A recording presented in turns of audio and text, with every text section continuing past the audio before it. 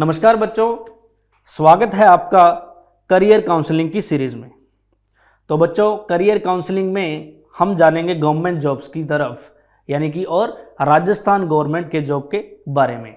यदि आप अपने आप को गवर्नमेंट अधिकारी के रूप में देखना चाहते हैं तो उसके लिए आपको क्या करना है, क्या क्वालिफिकेशन होनी चाहिए, क्या योग्यता होनी चाहिए आपके पास, और आप कौन सा पेपर या कौन सा एग्ज़ाम दे सकते हैं, उस पर चर्चा करेंगे। तो बच्चों, राजस्थान गवर्नमेंट सेक्टर के हम बात करें तो सबसे पहले आरपीएससी हमने जाना था कि आरपीएससी कौन कौन से एग्ज़ाम कंडक्ट करवाता है, जिसमें हमने देखा first grade, second grade, RAS, RPS, RTS, ठीक है, सब इंस्पेक्टर, काफ़ी पदों पर बच्चों जो आरपीएससी है वो एग्ज़ाम कंडक्ट करवाता है।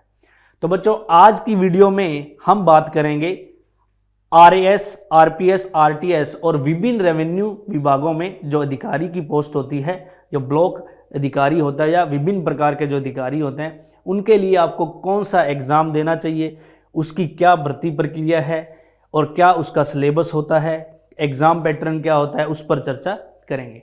तो बच्चों, सबसे पहले आज हम बात करेंगे राज्य एवं संबद्ध सेवा संयुक्त प्रतियोगी परीक्षा। तो बच्चों, इस भर्ती के जरिए आप आरएएस फाइट कर सकते हैं, आरपीएस फाइट कर सकते हैं, आरटीएस फाइट कर सकते हैं, या अगर मैं और बात करूं तो रेवेन्यू डिपार्टमेंट या जितने भी राजस्थान सरकार के, उनमें अधिकारी के तौर पर आप लग सकते हैं। और इसके अलावा बच्चों, आप ब्लॉक ऑफिसर लग सकते हैं, डिप्टी कलेक्टर की पोस्ट, ठीक है बच्चों। तो इनमें जो आरएएस के अंडर में कौन कौन सी जॉब्स आती हैं, आरपीएस के अंडर में कौन कौन सी जॉब्स आती हैं, आरटीएस क्या होता है, उसके बारे में क्या है और इनका जो सिलेबस है, पैटर्न है, वो क्या है, जानेंगे।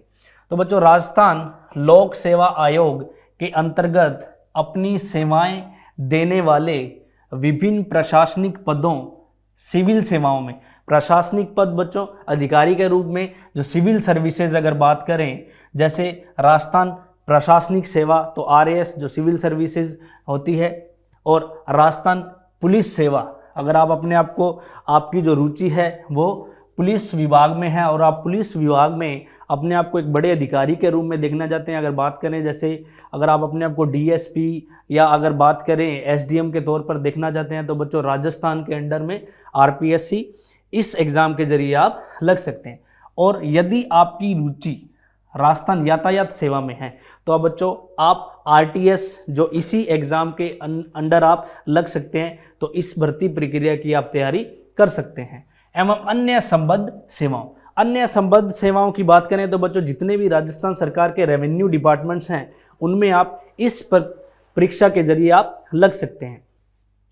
तो बच्चों, यदि आपको आरपीएससी की भर्ती राज्य एवं संबद्ध सेवा, ठीक है, यानी कि प्रशासनिक सेवाओं, रेवेन्यू डिपार्टमेंट में अधिकारी लगना है, तो उसके लिए सबसे पहले तो बच्चों जो योग्यता है आपके पास वो स्नातक की योग्यता होनी चाहिए, यानी कि किसी भी सब्जेक्ट में आप स्नातक यानी कि डिग्री प्राप्त होने चाहिए। आयु की अगर बात करें बच्चों, तो आयु जो हम मिनिमम आयु है वो 21 वर्ष है और मैक्सिमम यानी कि अधिकतम आप 40 वर्ष तक इस एग्ज़ाम यानी कि इस भर्ती की तैयारी कर सकते हैं। और भर्ती प्रक्रिया क्या है, तो बच्चों भर्ती प्रक्रिया की अगर हम बात करें तो सबसे पहले इसमें प्रीलिम्स यानी कि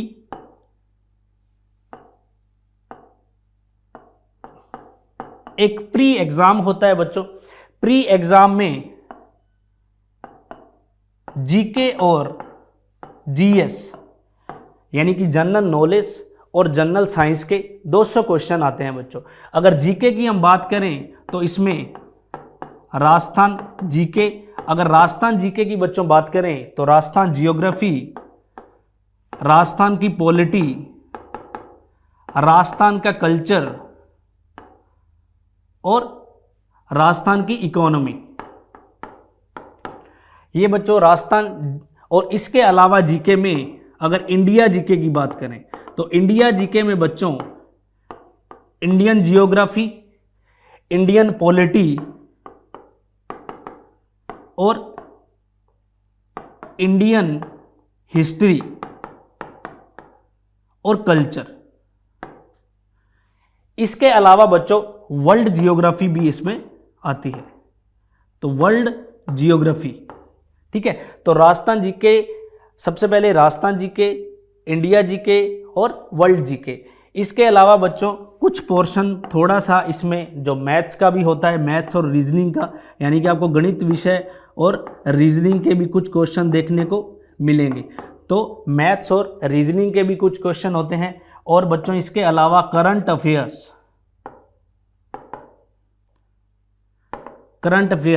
यानी कि जो करंट अफेयर है उसके क्वेश्चन भी देखने को मिलेंगे। और बच्चों जनरल साइंस में अगर आप बात करें तो बायोलॉजी, केमिस्ट्री और फिजिक्स, ये है बच्चों इसके प्री में जीके और जनरल साइंस का एक ब्रीफ जो सिलेबस है वो है। और ये बच्चों जो इसका प्री एग्जाम होता है वो 200 नंबर का होता है, यानी कि 200 मार्क्स का इसका प्री एग्जाम होता है। बच्चों इसका जो RAS का, यानी कि अगर बात करें राज्य एवं संबद्ध सेवा, इसका जो प्री एग्जाम है ये सिर्फ क्वालिफाइंग नेचर होता है, यानी कि इसमें जो प्राप्तांक हैं वो आगे मेंस में नहीं जुड़ते हैं। तो जो प्री में बच्चों अगर बात करें तो जो प्री के मार्क्स हैं वो आगे नहीं जुड़ते, ये सिर्फ क्वालिफाइंग नेचर होता है। आगे बच्चों यदि हम बात करें मेंस की, तो भर्ती प्रक्रिया में सबसे पहले प्रीलिम्स हमें क्लियर करना होता है, उसके लिए मेंस में बच्चों हमारे RAS यानी कि जो राज्य एवं संबद्ध सेवा है इसमें 4 पेपर होते हैं 200 मार्क्स के। 4 पेपर होते हैं बच्चों 200 मार्क्स के। अगर मैं बात करूं, ये 3 पेपर इसमें से आपकी जनरल नॉलेज पर ही आधारित होते हैं। 4 पेपर आपके जनरल नॉलेज पर आधारित होते हैं और 1 पेपर होता है हिंदी और इंग्लिश का, यानी कि, और ये बच्चों एक डिस्क्रिप्टिव एग्जाम यानी कि एक लिखित परीक्षा होती है।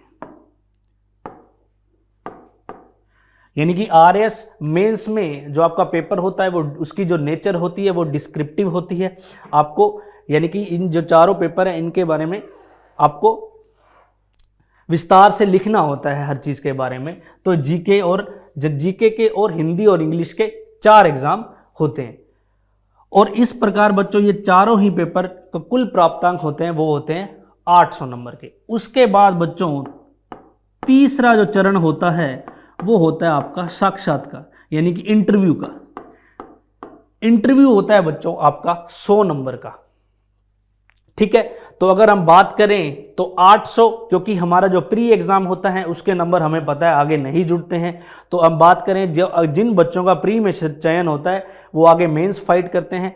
तो मेंस होता है बच्चों 200 के 4 पेपर होता है, यानी 800 का, और साक्षात्कार इंटरव्यू होता है 100 नंबर का। यानी कि 900 नंबर में से एक कट ऑफ मेरिट निकलती है बच्चों, अलग अलग सीट वाइज। अगर हम बात करें RAS की जो सीटें हैं उन पर अलग मेरिट है, RPS की अलग निकलती है और RTS की अलग निकलती हैं। तो इन सभी भर्तियों की जो रैंक वाइज जो रिजल्ट है वो निकलता है, और रैंक यानी कि जितने मार्क्स हैं उस आधार पर ही सीट अलॉट होती हैं। आगे बच्चों हम बात करें,